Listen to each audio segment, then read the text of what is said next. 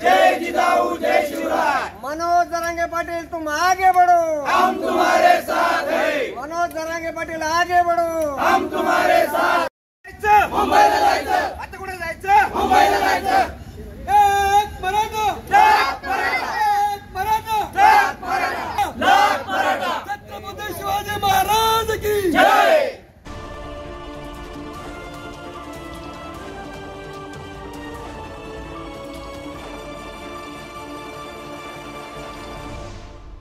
चंदनझिऱ्यातून हजारो मराठा आंदोलक मुंबईकडे रवाना। जालना शहरातील चंदनझिरा परिसरातून हजारो मराठा आंदोलक शेकडो गाड्यांसह मुंबईकडे रवाना झाले आहेत।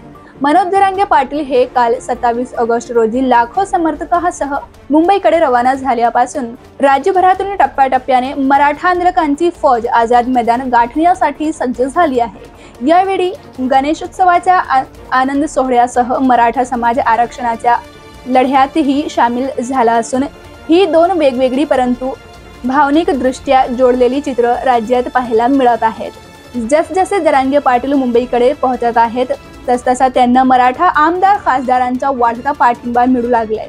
आंदोलक जगन्नाथ चौहान यांनी आपली भूमिका व्यक्त करताना सांगितले की जोपर्यंत आरक्षण मिळत नाही तोपर्यंत आम्ही आझाद मैदान सोडणार नाही।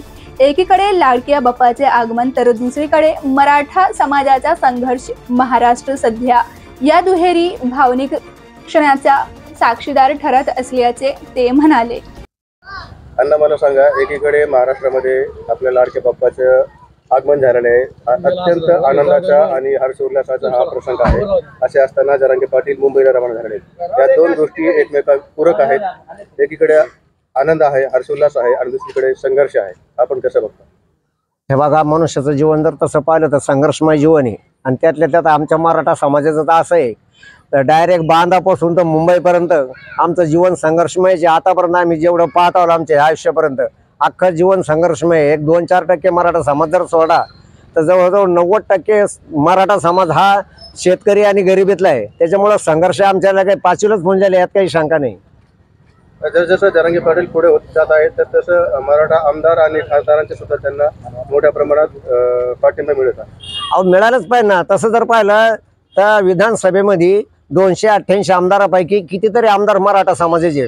एक काल गेवराईचे आमदार बोलले, विजयसिंह पंडित, माजलगावचे सोळंके अण्णा बोलले। तसं सर्व मराठा समाजाच्या लोकांनी पाठिंबा द्यायला पाहिजे ना। आमच्या जीवावर निवडून येते त्याला कदर नाही का आमची? जसं दुसऱ्या समाजाच्या आमदाराने जसं उचलून धरलं पदावर असताना त्यांना जर त्यांना काही बंदी नाही, मग यांना काय भीती वाटते?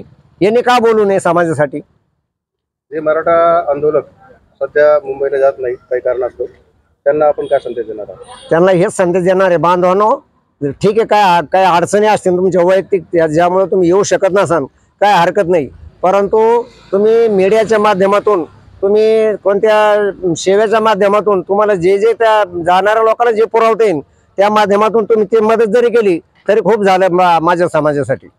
आपल्याला काय वाटतं आता यावेळेस यश निश्चित तुम्ही खेचून आणता? आम्ही त्याच्याशिवाय आझाद मैदानच सोडणार नाही। आमच्या जरांगे पाटलांनी सांगितलेलं आहे का जोपर्यंत आम्हाला आरक्षण मिळत नाही तोपर्यंत आम्ही मैदान सोडणार नाही, मग तिकडं मरू किंवा आरक्षण घेऊनच वापस येऊ। आता आपण किती गाड्या जाणार आहेत? अहो, इथून आमच्या इथून तर हजारो गाड्या चालल्या हो। गाड्याचं मोजमापच नाही, कारण गाड्याचं मोजमाप करणाऱ्याला आमच्या एका बहादराने 1 लाख रुपये इनाम दिलेलं आहे। सगळ्या गाड्या मोजून दाखवा किती गाड्या चालल्या म्हणून, कारण मोजमापच नाही।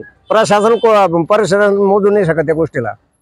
काय नाव? जगन्नाथ कारभारी चव्हाण। एक